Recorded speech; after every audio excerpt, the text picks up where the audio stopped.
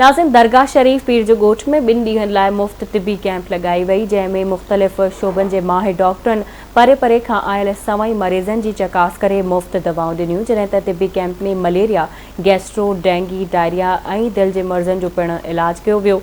उन ई हवाले सां ॾिसूं था अब्दुल रज़ाक कल्होड़ो जी रिपोर्ट।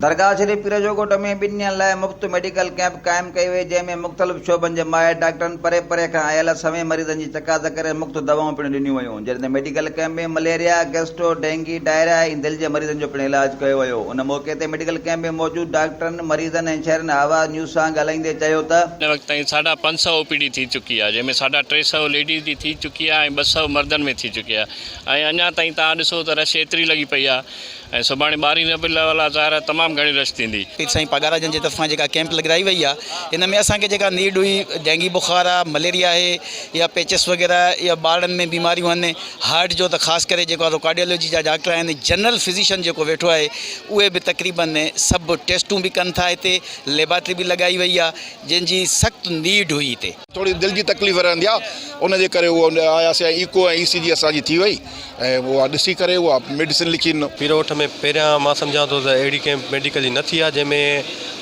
कार्डियो जो पूरो सिस्टम ECG, इको वग़ैरह हिते मौजूदु आहे ऐं हिते मुख़्तलिफ़ ॿियूं फिज़िशियन ऐं मलेरिया ऐं टाइफाइड ऐं ॿिया जेके बि बीमारियूं आहिनि, उन्हनि सभिनी जा कंसल्टेंट डॉक्टर मौजूदु आहिनि। बरसाति ऐं सैलाब सबबु केतिरा ई माण्हू सख़्तु मुतासिर थिया, सख़्तु बीमारियुनि में माण्हू मुब्तला थी विया, केतिरियुनि बीमारियुनि मुंहुं कढियो। उन खां पोइ जॾहिं इहे सॼी मालूमात पीर साहिब पगारे ताईं पहुती, उन्हनि पहिरियां लंगरखाना खोलाया ऐं जमायतखाना खोलाया, उते माण्हू जो रहण जो हर शइ जो इंतज़ाम थियो। हाणे पीर साहिब जन ज़ाती कोशिशूं वठी शेख हमदान जन खे चयो ऐं उन खां पोइ जेको आहे उन्हनि हीअ हेॾी वॾी कैंप लॻाई आहे, 2 ॾींहनि जी मुफ़्त मेडिकल कैंप आहे। हिते तमामु घणा मरीज़ अचनि पिया ऐं हर पासे खां पीर साहिब जा दरगाह जा मुरीद ऐं शहर जो आम तमामु घणा पेशेंट आया आहिनि ऐं तमामु घणो ऐं हिते मेडिसिन सभु हर शइ हिन खे फ्रीली अवेलेबल आहे। ECG, echo, testing, lipid profile, sugar सभु शइ पिया ऐं तमामु घणो हिन जो रश आहे हिन जो। और ज़्यादातर हमें कार्डियो के पेशेंट्स बहुत देखने को मिले। इसके साथ साथ हमारे पास डर्माटोलॉजी के केसेस बहुत ज़्यादा आए हैं और हमारे पास यहाँ पे डेंगी, मलेरिया, कोविड हर किस्म के टेस्ट हो रहे हैं। टेस्ट के साथ हम रिपोर्ट्स के बाद इनको मेडिसिन सजेस्ट करते हैं, क्योंकि हमारे पास फार्मेसी भी फ्री है, तो उसके बाद फिर ये लोग मेडिसिन भी वहाँ से ले लेते हैं।